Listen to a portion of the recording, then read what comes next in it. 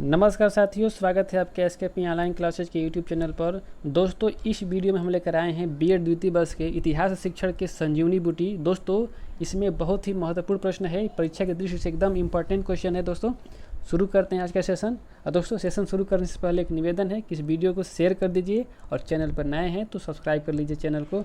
शुरू करते हैं। पहला प्रश्न है, इतिहास शब्द की उत्पत्ति किस भाषा से हुई है? ऑप्शन दिया है ग्रीक, लैटिन, जर्मन और अंग्रेजी। तो दोस्तों, इतिहास जो शब्द है इसकी उत्पत्ति ग्रीक भाषा से हुई है। अगला प्रश्न है, इतिहास के जनक कौन है? और ऑप्शन दिया है कि सुकरात, हेरोडोटस, कार्ल मार्क्स और हिकेटियस। तो दोस्तों, इतिहास के जो जनक है वो हेरोडोटस माने जाते हैं। अगला प्रश्न है, इतिहास शिक्षण के क्या उद्देश्य हैं? और ऑप्शन दिया है कि छात्र में इतिहास के प्रति उनकी वास्तविक रुचि को दृढ़ करना। दूसरा है कि छात्रों को नैतिक एवं चारित्रिक विकास करना। तीसरा है कि छात्रों में आलोचनात्मक एवं वैज्ञानिक दृष्टिकोण विकसित करना। और चौथा उपरोक्त सभी है। तो दोस्तों, इतिहास शिक्षण के जो उद्देश्य हैं वो उपरोक्त सभी हैं। अगला प्रश्न है, इतिहास शिक्षण में संबंध की आवश्यकता होती है? और ऑप्शन दिया है कि बोधगम्यता में, व्यवहारिकता में, व्यापकता में, उपरोक्त सभी में। तो दोस्तों, इतिहास शिक्षण में जो संबंध की आवश्यकता है वो उपरोक्त सभी में है। अगला प्रश्न है, इतिहास शिक्षण में एक शिक्षक की भूमिका कैसी होती है? और ऑप्शन दिया है कि एक दार्शनिक के रूप में, एक मित्र के रूप में, एक निर्देशक के रूप में और उपरोक्त सभी रूपों में। तो दोस्तों, इतिहास शिक्षण में जो एक शिक्षक की भूमिका होती है वो उपरोक्त सभी रूपों में होती है। नेक्स्ट है कि इतिहास राष्ट्र की स्मृति है, यह कथन किसका है? ऑप्शन दिया है कि doctor Radhakrishnan, doctor Zakir Hussain, BD. घाटे और रैवसन। तो दोस्तों, यह जो कथन है इतिहास राष्ट्र की स्मृति है वो डॉक्टर राधाकृष्णन का कथन है। अगला प्रश्न है, इतिहास हमारे संपूर्ण भूतकाल का वैज्ञानिक अध्ययन तथा प्रतिवेदन है, यह कथन किसका है? ऑप्शन दिया है डॉक्टर राधाकृष्णन, जाकिर हुसैन, बी.डी. घाटे और हेरोडोटस। तो दोस्तों, यह जो कथन है वो बी.डी. घाटे का कथन है।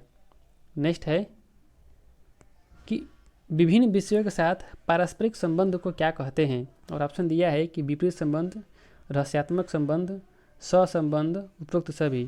दोस्तों, इसका जो सही उत्तर है वो हो जाएगा ऑप्शन नंबर 3, सहसंबंध। नेक्स्ट है, सहसंबंध का उद्देश्य दो चरों में पाई जाने वाली मात्रा का पता लगाना है, यह कथन किसका है? और ऑप्शन दिया है कि फर्ग्यूसन, डमविल, लैथराय और उपरोक्त में से कोई नहीं। तो दोस्तों, यह जो कथन है वो फर्ग्यूसन का कथन है। नेक्स्ट है, शिक्षा जगत में सहसंबंध का नींव डालने का श्रेय किस विद्वान को जाता है? और ऑप्शन दिया है कि Herbert, Robert Glaser, B S. Bloom और जे.एस. रास। तो दोस्तों, शिक्षा जगत में सहसंबंध का जो नींव डालने का श्रेय है वो हर्बर्ट को जाता है। अगला प्रश्न है, इतिहास का किस विषय के साथ सहसंबंध है? और ऑप्शन दिया है कि अर्थशास्त्र, भूगोल, नागरिक शास्त्र और उपरोक्त सभी। तो दोस्तों, इतिहास का जो सहसंबंध है उपरोक्त सभी विषयों के साथ है। नेक्स्ट है, पाठ्यक्रम किस भाषा से लिया गया है? और ऑप्शन दिया है कि लैटिन, ग्रीक, जर्मन और अंग्रेजी। तो दोस्तों, जो पाठ्यक्रम है वो पाठ्यक्रम लैटिन भाषा से लिया गया है। अगला है, पाठ्यक्रम में वह सब अनुभव निहित है जिनको विद्यालय द्वारा शिक्षा के उद्देश्यों को प्राप्त करने के लिए प्रयोग में लाया जाता है, यह कथन किसका है? और ऑप्शन दिया है फ्रोवेल, मुनरो, कनिंघम और हेनरी। तो दोस्तों, यह जो कथन है वो मुनरो का कथन है। नेक्स्ट क्वेश्चन है, निम्न में से कौन सा इतिहास शिक्षण के पाठ्यक्रम निर्माण का सिद्धांत नहीं है? और ऑप्शन दिया है कि बाल केंद्रित का सिद्धांत, दूसरा है जीवन से संबंधित होने का सिद्धांत, तीसरा है तत्परता का सिद्धांत और चौथा है अनुभवों की अपूर्णता का सिद्धांत। तो दोस्तों, जो अनुभवों की अपूर्णता है यह इतिहास शिक्षण के पाठ्यक्रम का निर्माण का सिद्धांत नहीं है। नेक्स्ट है, बौद्ध स्तर शिक्षण के प्रतिपादन किसने किया था? ऑप्शन दिया है कि हर्बर्ट, मॉरिसन, हंट, इनमें से कोई नहीं। तो बौद्ध स्तर शिक्षण के जो प्रतिपादक हैं वो मॉरिसन माने जाते हैं। नेक्स्ट है, यहाँ पे दोस्तों अगर बात करें हर्बर्ट तो ये स्मृति स्तर के हैं और हंट जो हैं वो चिंतन स्तर के प्रतिपादन माने जाते हैं। नेक्स्ट है, सूक्ष्म शिक्षण चक्र का पद नहीं है। और ऑप्शन दिया है कि विशिष्ट कौशल को परिभाषित करना, कौशल प्रदर्शन, लघु पाठ्य योजना। दूसरा है कि दीर्घ पाठ्य योजना, समूह 40 छात्रों का और तीसरा है कि लघु समूह को पढ़ाना, प्रतिपुष्टि, और चौथा है पुनः नियोजन, पुनः शिक्षण और पुनः मूल्यांकन। तो दोस्तों जो ऑप्शन नंबर 2 है कि दीर्घ पाठ योजना, छात्रों का 40 समूह, ये दोस्तों सूक्ष्म शिक्षण चक्र का ये पद नहीं है। नेक्स्ट है बीके पासी ने कितने शिक्षण कौशलों की सूची जारी की है, और ऑप्शन दिया है कि 13, 12, 14 और 20। तो दोस्तों बीके पासी ने 13 शिक्षण कौशलों की सूची जारी की है। नेक्स्ट है सूक्ष्म शिक्षण के कितने सोपान होते हैं। तो दोस्तों सूक्ष्म शिक्षण के कुल 10 सोपान होते हैं। नेक्स्ट है किस शताब्दी में इतिहास के वैज्ञानिक प्रवृत्ति का प्रादुर्भाव हुआ। दोस्तों ये क्वेश्चन इंपॉर्टेंट है, इसको अच्छे से भी पढ़ लीजिएगा। और ऑप्शन दिया है कि 18वीं, 19वीं, 20वीं और 21वीं। तो दोस्तों 19वीं शताब्दी में जो इतिहास के वैज्ञानिक प्रवृत्ति है उसका प्रादुर्भाव हुआ था। नेक्स्ट है इतिहास का प्रमुख उद्देश्य अतीत काल की राजनीति को ज्ञात करना है, यह कथन किसका है। और ऑप्शन दिया है चौथम, दोस्तों चैथम है, चौथम लिखा गया है, फ्रीमैन, जोन्स, इनमें से कोई नहीं। तो दोस्तों इसका जो सही उत्तर है वो हो जाएगा फ्रीमैन। नेक्स्ट है इतिहास शिक्षण में पर्यटन के कौन कौन से प्रकार हैं। और ऑप्शन दिया है कि स्थानीय पर्यटन, क्षेत्रीय पर्यटन और राष्ट्रीय पर्यटन, उपरोक्त सभी। तो दोस्तों इतिहास शिक्षण में जो पर्यटन के प्रकार हैं वो तीनों हो जाते हैं। इसका जो सही उत्तर है हो जाएगा ऑप्शन नंबर 4। नेक्स्ट है इतिहास शिक्षण में मूल्यांकन के क्या उद्देश्य हैं। और ऑप्शन दिया है कि मूल्यांकन इतिहास शिक्षण की पद्धतियों में सुधार करता है, मूल्यांकन संपूर्ण विद्यालय की व्यवस्था की जाँच करता है, और तीसरा है कि मूल्यांकन निदानात्मक तथा उपचारात्मक शिक्षण पर बल देता है, उपरोक्त सभी। तो दोस्तों इसका जो सही उत्तर है वो हो जाएगा ऑप्शन नंबर 4, उपरोक्त सभी। नेक्स्ट है व्यूह रचना शिक्षक किस रूप में कर सकता है। और ऑप्शन दिया है कि लिखित रूप में, मौखिक रूप में, लिखित और मौखिक दोनों में, किसी रूप में भी नहीं। तो दोस्तों व्यूह रचना की जो व्यूह रचना है वो शिक्षक लिखित और मौखिक दोनों रूपों में कर सकता है। नेक्स्ट है व्यूह रचना पाठ का वह शीर्षक है जिसमें शिक्षक कक्षा के अंतर्गत कुछ निश्चित उपलब्धियों को सुनिश्चित क्रियाओं के द्वारा प्राप्त करने का प्रयास करता है, यह कथन किसका है। और ऑप्शन दिया है बोसिंग, हर्बर्ट, एलबी सैंड और अंतर्राष्ट्रीय शब्दकोश। तो दोस्तों यह जो कथन है वो है बोसिंग का। नेक्स्ट क्वेश्चन है हर्बर्ट की पंचपदी प्रणाली में दूसरा पद कौन सा है। और ऑप्शन दिया है कि प्रस्तावना, सामान्यीकरण, प्रयोग और प्रस्तुतिकरण। तो दोस्तों हर्बर्ट के पंचपदी प्रणाली का जो दूसरा पद है वो हो जाता है प्रस्तुतिकरण। नेक्स्ट है ब्लूम के वर्गीकरण में भावात्मक पक्ष के अंतर्गत क्या नहीं आता है। और ऑप्शन दिया है कि विश्लेषण, अनुक्रिया, व्यवस्थापन और विचारणा। तो दोस्तों ब्लूम के वर्गीकरण के जो भावात्मक पक्ष है उस भावात्मक पक्ष में जो विश्लेषण है वो नहीं आता है, बाकी जो अनुक्रिया, व्यवस्थापन और विचारणा तीनों आते हैं। नेक्स्ट है विधि शब्द की उत्पत्ति किस भाषा से हुई है। और ऑप्शन दिया है कि ग्रीक भाषा, लैटिन भाषा, अंग्रेजी भाषा और जर्मन भाषा। तो दोस्तों विधि शब्द की जो उत्पत्ति हुई है वो लैटिन भाषा से हुई है। दोस्तों विधि का मतलब मेथड। नेक्स्ट क्वेश्चन है परियोजना विधि के प्रतिपादक कौन है। और ऑप्शन दिया है किलपैट्रिक, बलार्ड, जॉन डीवी और हर्बर्ट। दोस्तों इसका जो सही उत्तर है हो जाएगा option number 1, Kilpatrick. Next question है योजना या प्रोजेक्ट वह सउद्देश्यपूर्ण कार्य है जिसे स्वाभाविक परिस्थितियों में पूर्ण किया जाता है, यह कथन किसका है। और ऑप्शन दिया है कि किलपैट्रिक, जॉन डीवी, बलार्ड और मॉरिसन। दोस्तों ये जो कथन है वो किलपैट्रिक का कथन है। नेक्स्ट क्वेश्चन है निम्न में से कौन सा आगमन विधि के जनक माने जाते हैं। और ऑप्शन दिया है अरस्तु, प्लेटो, सुकरात और मॉरिसन। तो दोस्तों आगमन विधि के जो जनक माने जाते हैं वो अरस्तु माने जाते हैं। नेक्स्ट क्वेश्चन है इतिहास शिक्षण के लिए वास्तव में इतिहास कक्षा कक्ष का आकार कितना होना चाहिए। और ऑप्शन दिया है कि 30x20, 50x40, 20x30 और 50x40। तो दोस्तों इतिहास शिक्षण में जो कक्षा कक्ष होना चाहिए वो 20x30 का होना चाहिए। नेक्स्ट क्वेश्चन है इतिहास शिक्षण में भ्रमण का क्या उपयोग है। और ऑप्शन दिया है कि विषय को स्पष्टीकरण करने में सहायक होता है, दूसरा है कि विषय में रुचि उत्पन्न करना, तीसरा है कि बाह्य संसार से संबंध, चौथा है सहयोग की भावना का विकास। तो दोस्तों जो भ्रमण का उपयोग होता है इतिहास शिक्षण में वो सभी होता है। तो इसका जो सही उत्तर है वो आल हो जाएगा, सब सही है। नेक्स्ट है निम्न में से कौन सा दृश्य सामग्री है। और ऑप्शन दिया है कि चित्र विस्तारक यंत्र, जादू की लालटेन, छायाचित्र और मूक फिल्म। दोस्तों ये जो सभी चारों हैं ये दृश्य सामग्री है। नेक्स्ट है, इतिहास शिक्षण में इकाई योजना में क्या शामिल होता है, और ऑप्शन दिया है कि विषय वस्तु, शिक्षण विधि, 1 और 2 दोनों, उपरोक्त में से कोई नहीं। तो दोस्तों इतिहास शिक्षण में ये दोनों शामिल होते हैं। नेक्स्ट है, निम्न में से कौन सा इकाई योजना के उद्देश्य हैं, और ऑप्शन दिया है कि निर्धारित विषय वस्तु को सभी तत्वों का विवेचन करना, दूसरा है कि पाठ्यक्रम को छोटी छोटी तथा सार्थक इकाइयों में विभक्त करना, तीसरा है छात्रों के व्यवहार में वांछित परिवर्तन लाने हेतु महत्वपूर्ण शैक्षिक अनुभव प्रदान करना, चौथा उपरोक्त सभी। दोस्तों इसका जो सही उत्तर है हो जाएगा उपरोक्त सभी। नेक्स्ट क्वेश्चन है, निम्न में से कौन सा इतिहास शिक्षा में इकाई योजना का महत्व नहीं है, और ऑप्शन दिया है कि सफलता की अधिक अपेक्षाएं, कठिनाइयों का ज्ञान व उपचार, असतत मूल्यांकन और मानसिक व व्यावसायिक रूप से तैयार करना। दोस्तों तो जो इकाई योजना का महत्व नहीं है वो है ऑप्शन नंबर 3, असतत मूल्यांकन। दोस्तों इसमें सतत मूल्यांकन होता है।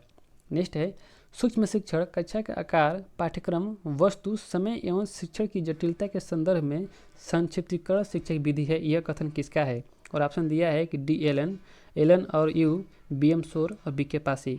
तो दोस्तों यह जो कथन है वो डी एलन का कथन है। नेक्स्ट है, प्रस्तावना का प्रयोग कब करना चाहिए, और ऑप्शन दिया है कि पाठ के प्रारंभ में, प्रकरण के परिवर्तन में, प्रश्न और उत्तर सत्र के पूर्व, उपरोक्त सभी में करना चाहिए। तो दोस्तों जो प्रस्तावना का प्रयोग है उपरोक्त सभी में करना चाहिए। नेक्स्ट है, निम्न में से कौन सा सूक्ष्म शिक्षण के दोष हैं, और ऑप्शन दिया है कि यह प्रशिक्षार्थी केंद्रित होता है। दोस्तों सही है ये। इनमें एक समय में एक ही कौशल का अभ्यास किया जाता है। दोस्तों ये भी सही है। इसमें कौशल की प्रधानता होती है। दोस्तों ये भी सही है। और चौथा है कि सूक्ष्म शिक्षण चक्र के लिए पर्याप्त समय की आवश्यकता होती है। दोस्तों यही सूक्ष्म शिक्षण की एक दोष है। नेक्स्ट है, निम्न में से कौन सा उद्दीपन परिवर्तन या उद्दीपन भिन्नता के कौशल के घटक नहीं है, और ऑप्शन दिया है कि संचालन, भाव केंद्रीकरण, उचित श्रृंखलाबद्धता और मौखिक दृश्य परिवर्तन। तो दोस्तों जो ऑप्शन नंबर 3 है उचित श्रृंखलाबद्धता, ये उद्दीपन परिवर्तन या उद्दीपन भिन्नता कौशल का घटक नहीं है। ये जो घटक है आपका प्रस्तावना कौशल का घटक है। नेक्स्ट है, निम्न में से कौन सा खोजपूर्ण प्रश्न कौशल के घटक है, और ऑप्शन दिया है कि संकेत देना, विस्तृत सूचना प्राप्ति, आलोचनात्मक सजगता, उपरोक्त सभी। तो दोस्तों उपरोक्त सभी जो है खोजपूर्ण प्रश्न कौशल के घटक हो जाते हैं। नेक्स्ट है, व्याख्या कौशल के अंतर्गत शिक्षक द्वारा शिक्षण हेतु उपयोगी व्यवहारों में वृद्धि करना तथा अनुपयोगी व्यवहारों को त्यागना सम्मिलित है। यह कथन किसका है, और ऑप्शन दिया है कि JN पुरोहित, BK पासी, HA गार्लिक, इनमें से कोई नहीं। तो दोस्तों यह जो कथन है वो हो जाता है BK पासी का। नेक्स्ट क्वेश्चन है, इतिहास शिक्षण में भूमिका अभिनय के संबंध में कौन सा कथन असत्य है, और ऑप्शन दिया है कि इसमें शिक्षक सक्रिय रहता है। दोस्तों बिल्कुल सही बात है। नहीं दोस्तों ये गलत है, क्योंकि इसमें छात्र ही सक्रिय रहता है। तो जो हमारा पहला ऑप्शन है यही गलत हो जाएगा। दूसरा है कि छात्रों की पूरी स्वतंत्रता रहती है, सही है। तीसरा है कि यहाँ पर एक छात्राध्यापक शिक्षक की भूमिका निभाता है और अन्य छात्राध्यापक छात्र की भूमिका निभाते हैं, ये भी सही है। और चौथा है कि इसमें छात्रों को शिक्षक, निरीक्षक तथा छात्रों का अभिनय करना होता है। दोस्तों ये भी सही है। तो इसका जो सही उत्तर है वो हो जाएगा ऑप्शन नंबर 1, इसमें शिक्षक सक्रिय रहता है। दोस्तों इसमें शिक्षक नहीं छात्र ही सक्रिय रहता है। नेक्स्ट है, इतिहास शिक्षण में अनुदेशनात्मक उद्देश्य का क्या महत्व नहीं है, और ऑप्शन दिया है कि ये मापनी, दोस्तों ये मापनी रहेगा, ये मापनी होते हैं, उन्हें उचित मापदंडों द्वारा मापा जा सकता है। दूसरा है कि ये उद्देश्य वास्तविक तथा व्यवहारिक होते हैं। तीसरा है कि क्षेत्र में इसका उद्देश्य का क्षेत्र व्यापक होता है। और चौथा है कि अनुदेशनात्मक उद्देश्यों का सीधा संबंध छात्रों के व्यवहारगत परिवर्तन से होता है। तो दोस्तों इसका जो सही उत्तर है वो हो जाएगा ऑप्शन नंबर 3 कि उद्देश्य का जो क्षेत्र होता है वो व्यापक नहीं होता है, सीमित होता है। तो इसमें जो पूछा था कि महत्व नहीं है, तो दोस्तों ऑप्शन नंबर 3 इसका सही है। नेक्स्ट है, इतिहास शिक्षण में सर्वाधिक उपयुक्त विधि है, और ऑप्शन दिया है कि व्याख्यान विधि, परियोजना विधि, भ्रमण विधि और प्रदर्शन विधि। तो दोस्तों जो इतिहास शिक्षण की सर्वाधिक उपयुक्त विधि है वो हो जाएगा आपका भ्रमण विधि, लेकिन जो सबसे अधिक प्रयोग होता है वो व्याख्यान विधि प्रयोग किया जाता है इतिहास शिक्षण में। नेक्स्ट है, इतिहास शिक्षा के लिए प्रयोग किए जाने वाले एक अच्छे चार्ट की क्या विशेषताएं होनी चाहिए, और ऑप्शन दिया है कि चार्ट का शीर्षक बहुत सटीक के प्रभावशाली होना चाहिए। दूसरा है कि चार्ट केवल विषय से संबंधित होना चाहिए। तीसरा है कि चार्ट बड़े आकार में होनी चाहिए जिससे छात्र पाठ्य को आसानी से देख सकें। और चौथा उपरोक्त सभी। तो दोस्तों इसका जो सही उत्तर है वो हो जाएगा उपरोक्त सभी। नेक्स्ट है, शिक्षा के लिए हमें पूर्व अनुभव का प्रयोग अपने कार्य को करने के लिए करना चाहिए, यह कथन किसका है? और ऑप्शन दिया है कि एल.बी. सिंह, एन.एल. बासिंग, रायबर्न, डेविस और अंतर्राष्ट्रीय शब्दकोश। तो दोस्तों यह जो कथन है वो रायबर्न का कथन है। इसका सही उत्तर हो जाएगा ऑप्शन नंबर 2। नेक्स्ट है, इतिहास शिक्षण में किन्हीं घटनाओं, शासन व्यवस्थाओं, संगठनात्मक तत्वों तथा उनके मध्य पारस्परिक संबंधों को प्रदर्शित करने के लिए कौन सा चार्ट सबसे महत्वपूर्ण है? दोस्तों ये क्वेश्चन बहुत इंपॉर्टेंट है, इसको अच्छे से पढ़िएगा। और ऑप्शन दिया है कि तालिका चार्ट, धारावाहिक चार्ट, अनुमानसिक चार्ट और युद्ध योजना चार्ट। तो दोस्तों इसका जो सही उत्तर है वो हो जाएगा ऑप्शन नंबर 2, धारावाहिक चार्ट। नेक्स्ट क्वेश्चन है, निम्नलिखित में से कौन सा निबंधात्मक परीक्षण के दोष हैं? और ऑप्शन दिया है कि एकरूपता की कमी होती है, दूसरा है कि प्रतिनिधित्व की कमी है, तीसरा है कि उत्तर मूल्यांकन से बालक की स्वयं अनभिज्ञता और चौथे उपरोक्त सभी। तो दोस्तों ये जो है तीनों इसका क्या है? कमी है, दोष है। नेक्स्ट है, निम्नलिखित में से कौन सा निबंधात्मक परीक्षण के गुण नहीं है? और ऑप्शन दिया है कि उचित अध्ययन विधि को प्रोत्साहन। दोस्तों सही बात है, इसका गुण है। दूसरा है कि व्यक्तित्व एवं चिंतन विधि पर प्रकाश। तो ये भी सही है। परीक्षा निपुणता का लाभ। और तीसरा है कि भाव की स्वतंत्र अभिव्यक्ति संभव होता है। तो दोस्तों इसका जो सही उत्तर है वो हो जाएगा ऑप्शन नंबर 3, परीक्षा निपुणता का लाभ। दोस्तों सभी बालक परीक्षा में निपुण नहीं होते हैं, जो निपुण होते हैं वही निबंधात्मक परीक्षण में अधिक अंक प्राप्त करते हैं। तो ये इसका एक दोष हो जाता है। नेक्स्ट है, मूल्यांकन उपागम का प्रतिपादन किसने किया था? और ऑप्शन दिया है कि हर्बर्ट, मॉरिसन, बी.एस. ब्लूम और जॉन डीवी। तो दोस्तों मूल्यांकन उपागम का जो प्रतिपादन किए थे वो किए थे बी.एस. ब्लूम। तो इसका जो सही उत्तर है वो हो जाएगा option number 2, option number 3, B S. Bloom. Next question है, इतिहास शिक्षण में प्रयोग की जाने वाली निम्न में से कौन सी शिक्षण विधि उपयुक्त नहीं है? और ऑप्शन दिया है कि कहानी कथन विधि ये तो उपयुक्त होती है, प्रयोगशाला विधि भी उपयुक्त है और पाठ्यपुस्तक पद्धति भी उपयुक्त है, लेकिन आगमन विधि दोस्तों इतना उपयुक्त नहीं है। नेक्स्ट है, इतिहास शिक्षक की क्या विशेषताएं होनी चाहिए? और ऑप्शन दिया है कि पाठ्य सहगामी प्रवृत्तियों में रुचि होनी चाहिए। दोस्तों बिल्कुल सही है। दूसरा है कि प्रयोग एवं प्रयोजन में रुचि। दोस्तों ये भी होनी चाहिए। तीसरा है व्यावसायिक निष्ठा एवं वृत्ति। दोस्तों ये भी होनी चाहिए। तो एक जो इतिहास शिक्षक है उस इतिहास शिक्षक में सारी जो विशेषताएँ हैं वो होनी चाहिए। नेक्स्ट क्वेश्चन है कि इतिहास शिक्षण में टोली विधि की सीमा नहीं है। और ऑप्शन दिया है कि कम खर्चीला होता है। दूसरा है कि सहयोग का अभाव तथा भावनाओं का अभाव। तीसरा है कि छोटे समूहों की गतिशीलता की अवहेलना। और चौथा है कि शिक्षकों के विचारों में अनेकता एवं भूमिकाओं में विविधता। तो दोस्तों जो ऑप्शन नंबर 1 है कि यह विधि कम खर्चीला है, दोस्तों इसकी सीमा नहीं है। नेक्स्ट है कि निम्नलिखित में से कौन सा टोली शिक्षा का प्रकार है? और ऑप्शन दिया है कि एक ही विभाग के शिक्षकों की टोली। दूसरा है कि एक ही संस्थान के विभिन्न भागों में शिक्षकों की टोली। और तीसरा है कि विभिन्न संस्थाओं के एक ही विभाग के शिक्षकों की टोली उपयुक्त सभी। तो दोस्तों इसका जो सही उत्तर है वो जाएगा ऑप्शन नंबर 1। नेक्स्ट क्वेश्चन है, मॉरिसन ने बौद्ध स्तर शिक्षण की व्यवस्था को कितने सोपानों में बांटा है? और ऑप्शन दिया है कि 3, 4, 5 और 6। तो दोस्तों इसका जो सही उत्तर है वो हो जाएगा ऑप्शन नंबर 3, 5। नेक्स्ट क्वेश्चन है, उत्तर क्रिया अवस्था के अंतर्गत आता है। और ऑप्शन दिया है कि छात्रों का नियोजन, शिक्षण का नियोजन, शिक्षा का संगठन, शिक्षण का नियंत्रण और शिक्षा का मार्गदर्शन। तो दोस्तों उत्तर क्रिया अवस्था के अंतर्गत जो आता है वो है शिक्षण का नियंत्रण। नेक्स्ट क्वेश्चन है, इतिहास शिक्षण में सर्वाधिक प्रयोग होने वाली कौन सी शिक्षण विधि है? तो दोस्तों अभी हमने पिछले क्वेश्चन बताया था कि जो सबसे अधिक प्रयोग होने वाली विधि है वो व्याख्यान विधि है, बाकी का प्रयोग हम बहुत कम करते हैं। नेक्स्ट है कि इतिहास शिक्षण में अच्छी व्याख्यान की गुण क्या नहीं होनी चाहिए? और ऑप्शन दिया है कि व्याख्यान अपने उद्देश्य की पूर्ति करने वाली हो। दोस्तों ये तो होना चाहिए। दूसरा है कि व्याख्यान विषय वस्तु से संबंधित होनी चाहिए। दोस्तों ये भी सही है। तीसरा है कि व्याख्या रटने पर अधिक बल देती हो। दोस्तों ये कोई इसको गुण नहीं होना चाहिए, व्याख्यान रटने पर अधिक बल देती हो। चौथा है कि व्याख्या छात्रों के मानसिक स्तर के अनुकूल हो। दोस्तों ये भी सही है। लेकिन जो ऑप्शन नंबर 3 है कि व्याख्यान रटने पर अधिक बल देती हो, दोस्तों ये अच्छी व्याख्यान का गुण नहीं है। नेक्स्ट है कि इतिहास शिक्षण में स्रोत विधि का क्या महत्व है। और ऑप्शन दिया है कि स्रोत विधि छात्रों को इंद्रिय ज्ञान प्रदान करता है। दूसरा है कि स्रोत विधि से छात्रों को इतिहास की घटनाओं का सत्य का ज्ञान प्राप्त हो जाता है। तीसरा है कि स्रोत विधि शिक्षण विधि को प्रभावशाली बनाने के साथ साथ छात्रों में आलोचनात्मक चिंतन का विकास करती है।